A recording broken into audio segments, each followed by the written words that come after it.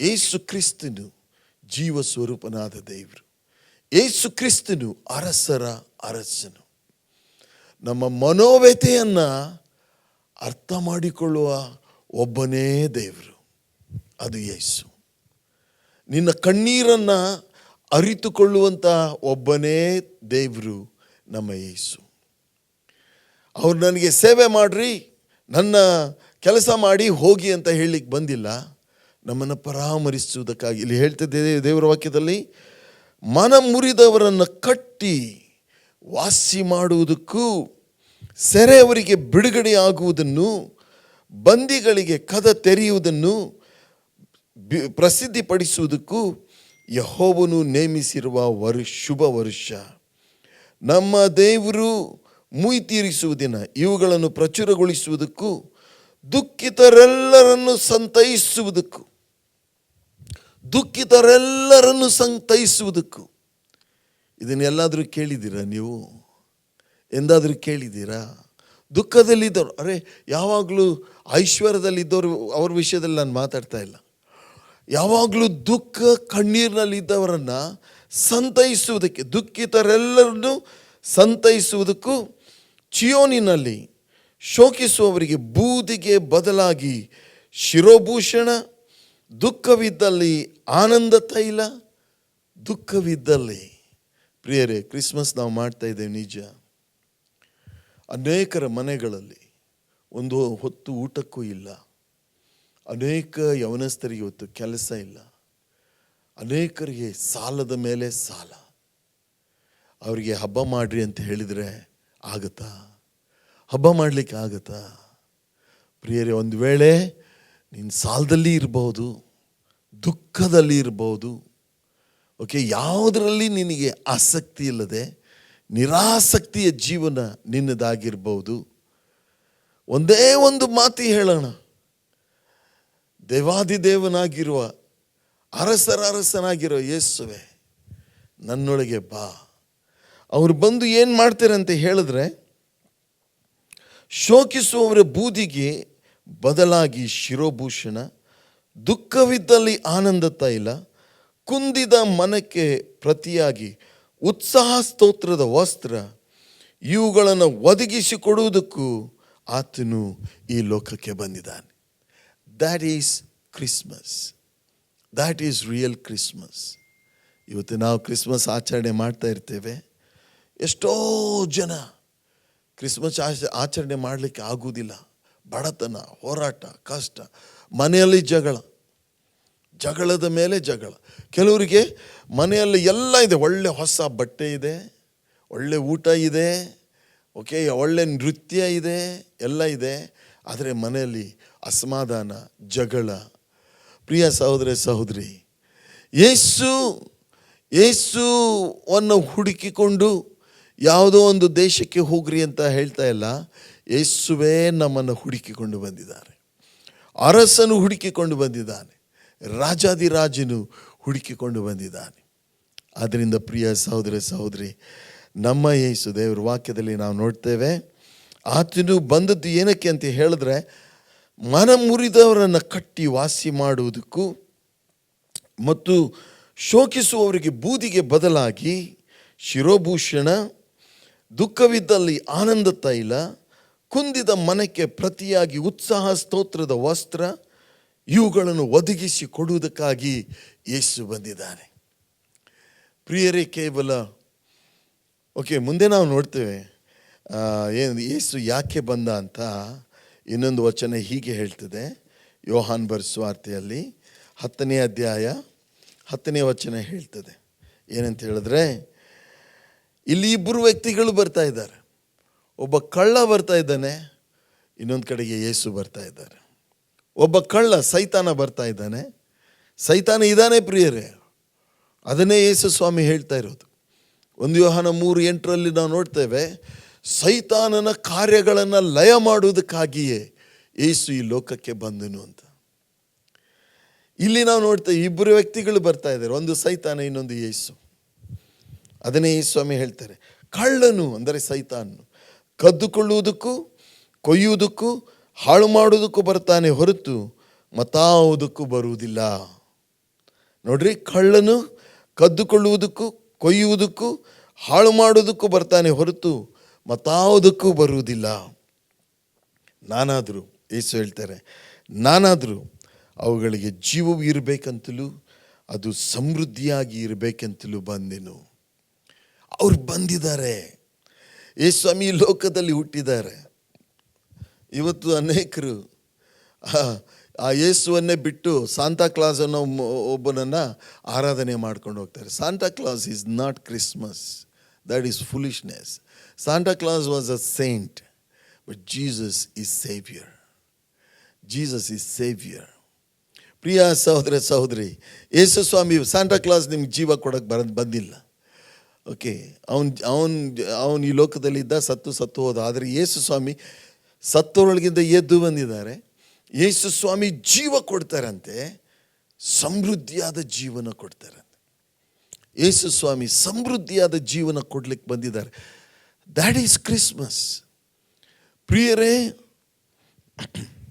ಇಲ್ಲಿ ನೋಡ್ರಿ, ಒಂದು ವಚನ ಹೀಗೆ ಹೇಳ್ತದೆ, ಫಿಲಿಪಿಯವರಿಗೆ ಬರೆದ ಪತ್ರಿಕೆ ಹಾಗೂ ಅದರ 4ನೇ ಅಧ್ಯಾಯ 19ನೇ ವಚನದಲ್ಲಿ, ಓಕೆ, ದೇವರ ವಾಕ್ಯ ಹೇಳ್ತದೆ, ಹೀಗೆ ಹೇಳ್ತದೆ ಅಂದರೆ, ನನ್ನ ದೇವರು ಕ್ರಿಸ್ತ ಯೇಸುವಿನ ಮೂಲಕ, ನನ್ನ ದೇವರು ಕ್ರಿಸ್ತ ಯೇಸುವಿನ ಮೂಲಕ ತನ್ನ ಪ್ರಭಾವದ ಐಶ್ವರ್ಯಕ್ಕೆ ತಕ್ಕ ಹಾಗೆ, ತನ್ನ ಪ್ರಭಾವದ ಐಶ್ವರ್ಯಕ್ಕೆ ತಕ್ಕ ಹಾಗೆ ನಮ್ಮ ಪ್ರತಿಯೊಂದು ಕೊರತೆಯನ್ನು ನೀಗಿಸುವನು. ಸಹೋದರ ಸಹೋದರಿ, ದಿಸ್ ಈಸ್ ಗುಡ್ ನ್ಯೂಸ್. ಈ ಗುಡ್ ನ್ಯೂಸ್ ಏನಂದರೆ, ಯೇಸು ಎಂಬ ದೇವರು, ಯೇಸು ಎಂಬ ಅರಸ ಈ ಲೋಕಕ್ಕೆ ಬಂದದ್ದು ಏನಂತ ಹೇಳಿದ್ರೆ, ನಮ್ಮ ಪ್ರತಿಯೊಂದು ಕೊರತೆಯನ್ನು ನೀಗಿಸುವುದಕ್ಕಾಗಿ ಬಂದಿದ್ದಾನೆ. ಅವರಿಗೆ ದೇವರು ಅಂತ ಹೇಳ್ಬೋದು, ಅವರಿಗೆ ಅರಸ ಅಂತ ಹೇಳ್ಬೋದು.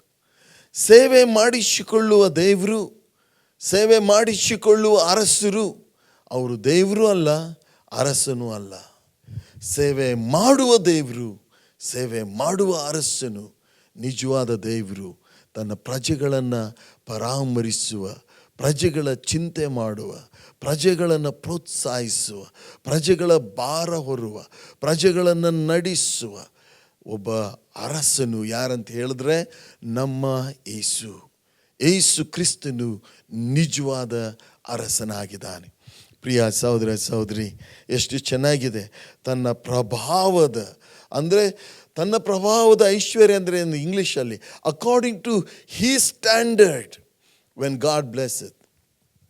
ನಾನು ದೇವ್ರ ಹತ್ರ ಅನೇಕ ವರ್ಷಗಳ ಹಿಂದೆ ಕೇಳ್ತಾ ಇದ್ದೆ, ದೇವ್ರೇ ನನಗೊಂದು ಸಣ್ಣ ಚರ್ಚ್ ಕೊಟ್ಬಿಡು, 20 ಅಡಿಗೆ 20 ಅಡಿ ಇದ್ದರೆ ಸಾಕು, ಒಂದು 60-70 ಜನ ಕೂತ್ಕೊಳ್ಳಿಕ್ಕಾದರೆ ಸಾಕು ಸ್ವಾಮಿ, ಒಂದು 100 ಜನ ಕೂತ್ಕೊಳ್ಳಿಕ್ಕಾದರೆ ಸಾಕು, ನನಗೆ ಅಷ್ಟೇ ಕೊಡು ಅಂತ ನಾನು ಕೇಳ್ತಾ ಇದ್ದೆ. ಆದರೆ ನಮ್ಮ ದೇವರು ಹೇಗೆ ಆಶೀರ್ವಾದ ಮಾಡ್ತಾರೆ ಅಂದರೆ, ನಾವು ಯೋಚಿಸಿದಕ್ಕಿಂತಲೂ ಗ್ರಹಿಸಿದಕ್ಕಿಂತಲೂ ಹೆಚ್ಚಿನದನ್ನು ಮಾಡುವಂಥ ನಮ್ಮ ದೇವರು ಹಾಗೆ ನಮ್ಮನ್ನು ಆಶೀರ್ವದಿಸಿದರು.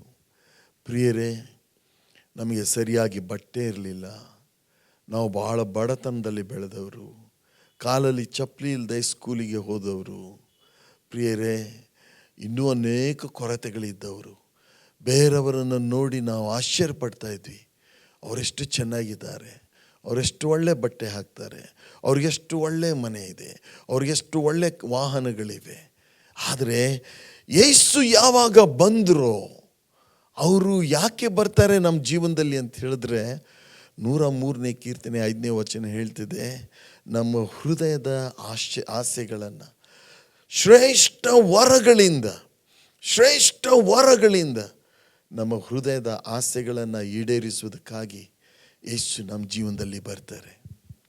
ನೀನು ಎಷ್ಟೇ ಬಡವನಾಗಿರು, ಎಷ್ಟು ಕುಗ್ಗಿ ಹೋದವನಾಗಿರು, ನೀನು ಎಂಥದೇ ಸ್ಥಿತಿಯಲ್ಲಿದ್ದರೂ ಯೇಸು ಒಳಗೆ ಬಂದರೆ ಸ್ವರ್ಗನೂ ಒಳಗೆ ಬರುತ್ತೆ. ಯೇಸು ಒಳಗೆ ಬಂದರೆ ಶಕ್ತಿಯು ಒಳಗೆ ಬರುತ್ತೆ. ಯೇಸು ಒಳಗೆ ಬಂದರೆ ಬೆಳಕು ಒಳಗೆ ಬರುತ್ತೆ.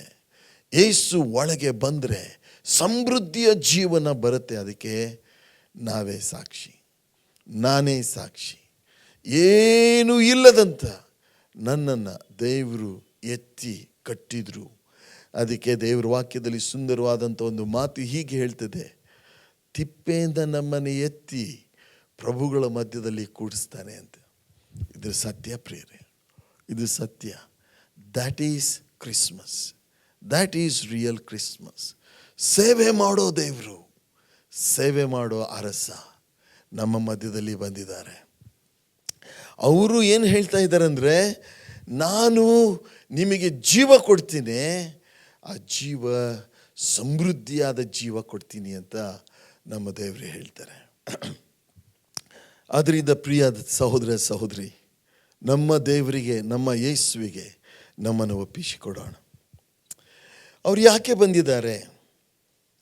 ಇನ್ನೊಂದು ಕಡೆಗೆ ನಾವು ನೋಡ್ತೇವೆ, ಲೂಕನ ಬರೆಸುವಾರ್ತೆ 4ನೇ ಅಧ್ಯಾಯ ಹಾಗೂ 18 ಮತ್ತು 19ನೇ ವಚನ ಹೀಗೆ ಹೇಳ್ತದೆ, ಕರ್ತನ ಆತ್ಮವು ನನ್ನ ಮೇಲೆ ಆದೆ, ಕರ್ತನ ಆತ್ಮವು ನನ್ನ ಮೇಲೆ ಆದೆ, ಆತನು ನನ್ನನ್ನು ಬಡವರಿಗೆ ಶುಭ ವರ್ತಮಾನವನ್ನು ಸಾರುವುದಕ್ಕೆ ಅಭಿಷೇಕಿಸಿದನು, ಸೆರೆಯವರಿಗೆ ಬಿಡುಗಡೆಯಾಗುವುದನ್ನು ಮತ್ತು ಕುರುಡರಿಗೆ ಕಣ್ಣು ಬರುವುದನ್ನು ಪ್ರಸಿದ್ಧಿಪಡಿಸುವುದಕ್ಕೂ, ಮನ ಮುರಿದವರನ್ನು ಬಿಡಿಸಿ ಕಳುಹಿಸುವುದಕ್ಕೂ ಕರ್ತನು ನೇಮಿಸಿರುವ ಶುಭ ವರ್ಷವನ್ನು ಪ್ರಚುರಪಡಿಸುವುದಕ್ಕೂ ಆತನು ನನ್ನನ್ನು ಕಳುಹಿಸಿದ್ದಾನೆ. Jesus was sent. Now he is sent by the Father. For what? ಯಾಕೆ ಯೇಸುವನ್ನು ದೇವರು ಕಳುಹಿಸಿದ್ದಾರೆ? ಈ ಲೋಕಕ್ಕೆ ಹೋಗು, ರಾಜಕೀಯದಲ್ಲಿ ಭಾಗವಹಿಸು, ದೊಡ್ಡ ಒಬ್ಬ ವ್ಯಕ್ತಿಯಾಗು, ಲೈಫ್ ಎಂಜಾಯ್ ಮಾಡಿ ಬಾ ಅಂತ ಕಳಿಸಿಲ್ಲ ಪ್ರಿಯರೇ. ಜೀವ ಕೊಡೋಕ್ಕೆ ದೇವರು ಕಳಿಸಿದ್ದಾರೆ. ಬಡವರನ್ನು ಇವತ್ತು ಯಾರು ಕೇರ್ ಮಾಡ್ತಾರೆ? ರಾಜಕಾರಣಿಗಳು ನಮ್ಮ ಬಗ್ಗೆ ಚಿಂತೆ ಮಾಡ್ತಾರಾ? ನಮ್ಮವರೇ ನಮ್ಮ ಬಗ್ಗೆ ಚಿಂತೆ ಮಾಡ್ತಾರಾ? ಅದಕ್ಕೆ ನೀವೇ ಸಾಕ್ಷಿ ಪ್ರಿಯರೇ. ನಮ್ಮ ಬಗ್ಗೆ ಯಾರು ಚಿಂತೆ ಮಾಡುವುದಿಲ್ಲ.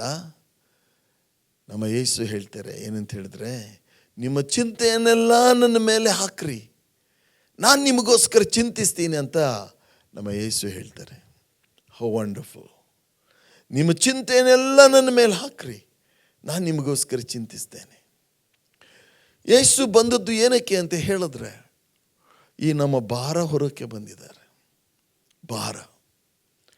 Is there any man on this earth who says that I have no burden? Absolutely no burden. Everybody has a burden. That means everybody needs Jesus. ಕೀರ್ತನೆ 37:5 ದೇವರ ವಾಕ್ಯ ಹೀಗೆ ಹೇಳ್ತಿದೆ, ಪ್ರಿಯರೇ, ನಿನ್ನ ಭೂಯಾತ್ರೆಯ ಚಿಂತೆಯನ್ನು ಕರ್ತನಿಗೆ ವಹಿಸಿಬಿಟ್ಟು ಭರವಸೆದಿಂದಿರು, ಆತನೇ ಅದನ್ನು ಸಾಗಿಸುವನು. ಎಂಥ ಮಾತುಗಳ್ರಿ ದೇವ್ರ ವಾಕ್ಯದಲ್ಲಿ. ಅಯ್ಯೋ, ಕೆಲವು ಕ್ರೈಸ್ತರನ್ನು ನೋಡಿದರೆ ಅಯ್ಯೋ ಅನಿಸುತ್ತೆ, ಕೆಲವು ಜನರನ್ನು ನೋಡಿದರೆ ಅಯ್ಯೋ ಅನಿಸುತ್ತೆ. ಈ ಪುಸ್ತಕಕ್ಕೆ ಸ್ವಲ್ಪನೂ ಮರ್ಯಾದೆ ಕೊಡೋದಿಲ್ಲ, ಇದನ್ನು ಓದೋದು ಇಲ್ಲ, ಇದನ್ನು ಬರೆದಿದ್ದನ್ನು ಕೈಕೊಂಡು ನಡೆಯೋದು ಇಲ್ಲ. ಆದರೆ ಅವರಿಗೊಂದು ಕಿವಿ ಮಾತು, ದಿನಗಳು ಹಾಗೆ ಇರುವುದಿಲ್ಲ ಪ್ರಿಯರೇ.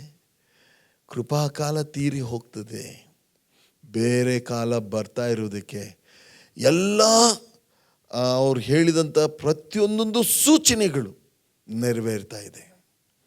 ಕರ್ತನು ಖಂಡಿತವಾಗಿ ಬರ್ತಾರೆ, ಖಂಡಿತವಾಗಿ ಬರ್ತಾರೆ. ಅವ್ರು ಇರೋದು ನಿಜ, ಅವ್ರು ಬಂದಿರೋದು ನಿಜ, ಅವ್ರು ಕಾರ್ಯ ಮಾಡ್ತಾ ಇರೋದು ನಿಜ, ಅವರ ಮಾತುಗಳು ನಿಜ. ಅವ್ರ ವಾಕ್ಯ ಹೇಳ್ತದೆ, ತಿರುಗಿ ನಾನು ಬರ್ತೀನಿ ಅಂತ ಹೇಳಿದ್ದಾರೆ, ಅವರು ಬಂದೇ ಬರ್ತಾರೆ. ಅವರು ಸತ್ಯವುಳ್ಳ ದೇವರು, ನಮ್ಮ ಭಾರ ಹೊರುವುದಕ್ಕಾಗಿ ಬಂದಿದ್ದಾರೆ, ನಮಗೆ ಸಮೃದ್ಧಿ ಜೀವನ ಕೊಡುವುದಕ್ಕಾಗಿ ಯೇಸು ಸ್ವಾಮಿ ಲೋಕಕ್ಕೆ ಬಂದಿದ್ದಾರೆ. ಪ್ರಿಯ ಸಹೋದರ ಸಹೋದರಿ, ಯೇಸು ನಮ್ಮ ಭಾರ ಹೊರ್ತಾರೆ. ಜ್ಞಾನೋಕ್ತಿ 16:3 ದೇವರ ವಾಕ್ಯ ಹೀಗೆ ಹೇಳ್ತಿದೆ, ನಿಮ್ಮ ಕಾರ್ಯಭಾರವನ್ನು ಕರ್ತನಿಗೆ ವಹಿಸಿದರೆ ನಿಮ್ಮ ಉದ್ದೇಶಗಳು ಸಫಲವಾಗುವಂತ ಯೇಸು ಸ್ವಾಮಿ ಹೇಳಿದ್ದಾರೆ. That is Christmas. ಯಾರಾದರೂ ನಮ್ಮ ಭಾರ ಹೊತ್ಕೊಂಡ್ರೆ ಎಷ್ಟು ಚೆನ್ನಾಗಿರ್ತದೆ ಅಂತ ನಾವು ಅಂದ್ಕೊಂಡಿದ್ರೆ, ಇವತ್ತು ನಮ್ಮ ಪಕ್ಕದಲ್ಲಿ ಯೇಸು ಸ್ವಾಮಿ ನಿಂತ್ಕೊಂಡಿದ್ದಾರೆ. ಅವ್ರು ಹೇಳ್ತಾರೆ, ನಿನ್ನ ಭಾರ ಎಲ್ಲ ನನ್ನ ಮೇಲೆ ಹಾಕು, ನಾನು ನಿನ್ನನ್ನು ನಡೆಸ್ತೇನೆ. ಇನ್ನೊಂದು ಕಡೆ ಎಷ್ಟು ಚೆನ್ನಾಗಿದೆ, ಕನ್ನಡದಲ್ಲಿ ಭಾಳ ಚೆನ್ನಾಗಿದೆ, ನಮ್ಮ ಅನುದಿನದ ಭಾರ ಹೊರುವ ದೇವರು. ವಾವ್, ನಮ್ಮ ಅನುದಿನದ ಭಾರ ಹೊರುವ ದೇವರು. ನಮ್ಮ ಭಾರ ಹೊರುವುದಕ್ಕೋಸ್ಕರ ಈ ಜೀವ ಸ್ವರೂಪನಾದ ದೇವರು, ಈ ಅರಸನು ಈ ಲೋಕದಲ್ಲಿ ಹುಟ್ಟಿ ಬಂದಿದ್ದಾನೆ. ಅದು ನಿಜವಾದ ಕ್ರಿಸ್ಮಸ್ ಪ್ರಿಯರೇ. ನಮ್ಮ ಭಾರವನ್ನು, ಅದೇ ನಾನು ಮೊದಲೇ ಹೇಳಿದ ಹಾಗೆ, ನಮ್ಮ ಚಿಂತೆಯನ್ನೆಲ್ಲ ಆತನು ಹೊತ್ತುಕೊಳ್ಳುವುದಕ್ಕೆ, ನಿಮ್ಮ ಚಿಂತೆಯನ್ನು ನಿಮ್ಮ ಚಿಂತೆಯನ್ನು ನನ್ನ ಮೇಲೆ ಹಾಕ್ರಿ, ನಾನು ನಿಮಗೋಸ್ಕರ ಚಿಂತಿಸ್ತೇನಂತ ನಮ್ಮನ್ನು ಪರಾಮರಿಸುವುದಕ್ಕಾಗಿ, ನಮ್ಮನ್ನು ಕಟ್ಟುವುದಕ್ಕಾಗಿ, ಬಲಪಡಿಸುವುದಕ್ಕಾಗಿ ಯೇಸು ಸ್ವಾಮಿ ಈ ಲೋಕಕ್ಕೆ ಬಂದಿದ್ದಾರೆ.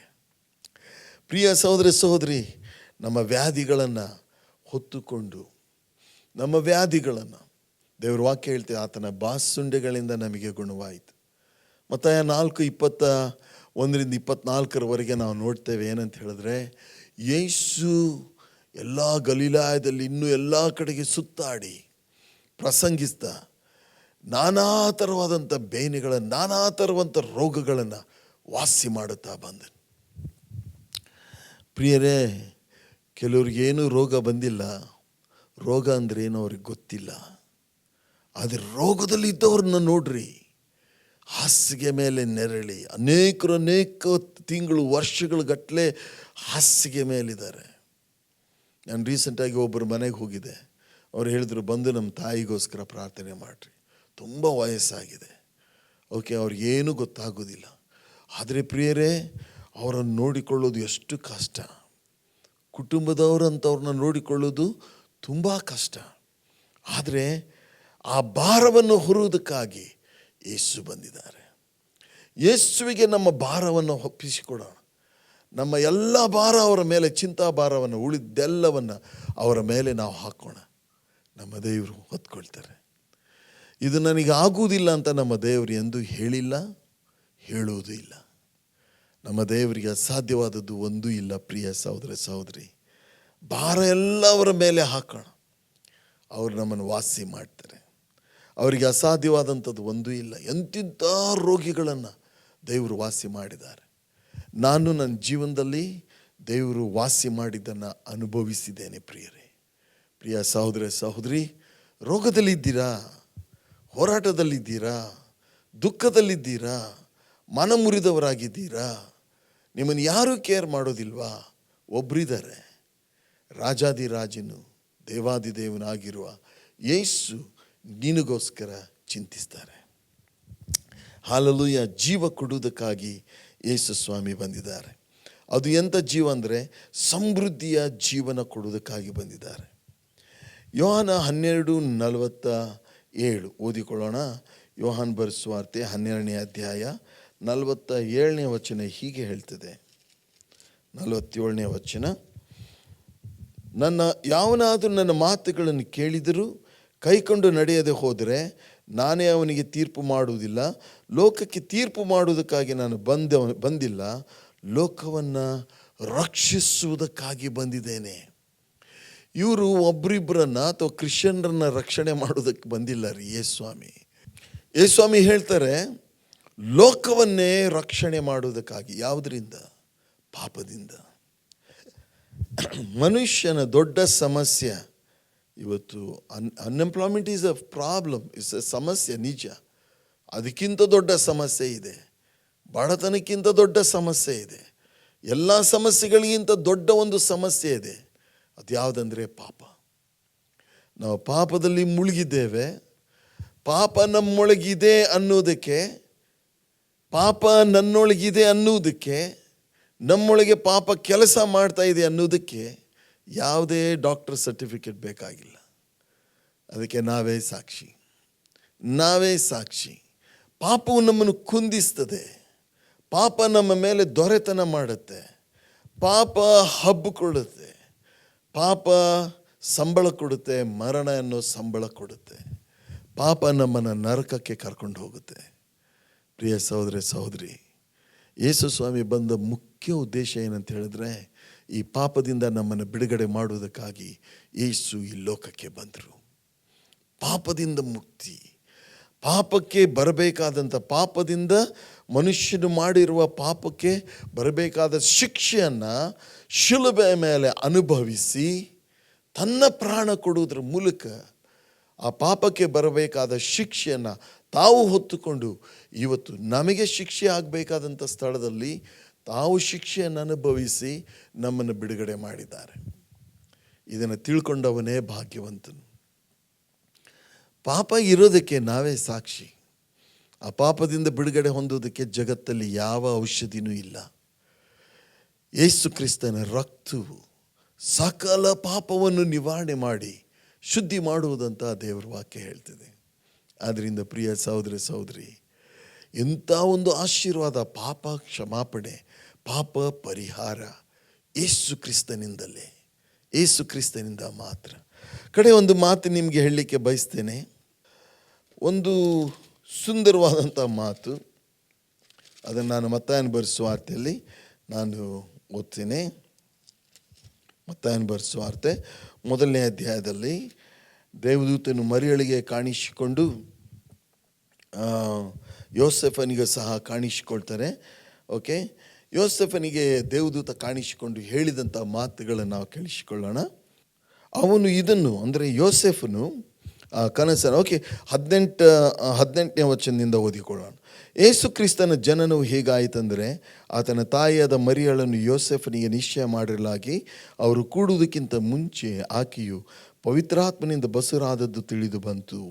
ಆದರೆ ಆಕೆಯ ಗಂಡನಾದ ಯೋಸೆಫನು ಸಜ್ಜನಾಗಿದ್ದು ಆಕೆಯನ್ನು ಬಯಲಿಗೆ ತರುವುದಕ್ಕೆ ಮನಸ್ಸಿಲ್ಲದೆ ಯಾರಿಗೂ ತಿಳಿಯದಂತೆ ಆಕೆಯನ್ನು ಬಿಟ್ಟು ಬಿಡಬೇಕೆಂದಿದ್ದನು.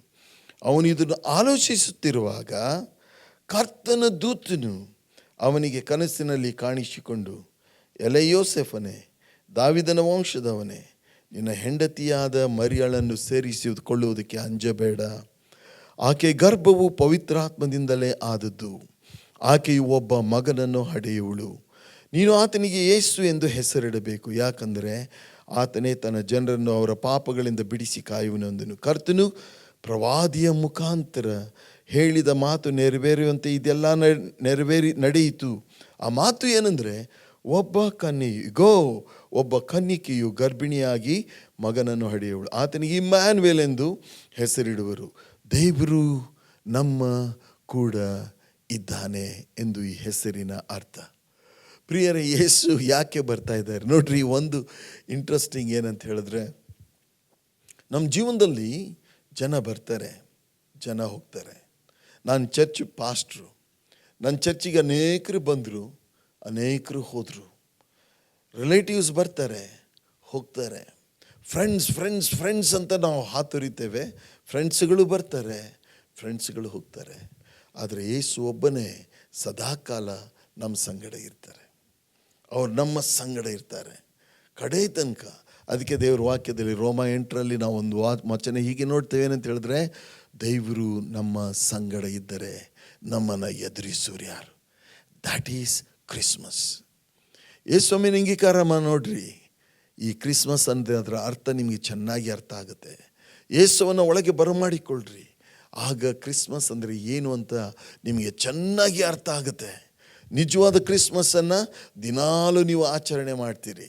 ಪರಲೋಕದ ಆನಂದ, ಪರಲೋಕದಿಂದ ಬಿಡುಗಡೆ, ಆ ಒಂದು ಸಮೃದ್ಧಿಯ ಜೀವನ, ಆ ಒಂದು ಆರೋಗ್ಯ, ಆ ಒಂದು ದೇವರ ಶಕ್ತಿ ನಮ್ಮ ಆಂತರದಲ್ಲಿ ನಮ್ಮ ದೇವರು ನಮಗೆ ಕೊಡ್ತಾರೆ. ಪ್ರಿಯ ಸಹೋದರ ಸಹೋದರಿ, ನಮ್ಮ ಸಂಗಡ ಇರುವುದಕ್ಕೆ ಇಮ್ಯಾನ್ಯುಯಲ್ ಅಂದರೆ ದೇವರು ನಮ್ಮ ಸಂಗಡ ಇದ್ದಾನೆ.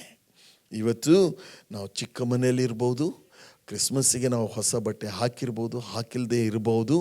ಯೇಸುವೇ ನನ್ನೊಳಗೆ ಬಾ ಅಂತ ಹೇಳಿದ್ರೆ ಆ ದೇವರು, ಆ ಯೇಸು ನಮ್ಮೊಳಗೆ ಬರ್ತಾರೆ, ನಮ್ಮೊಳಗೆ ಇರ್ತಾರೆ.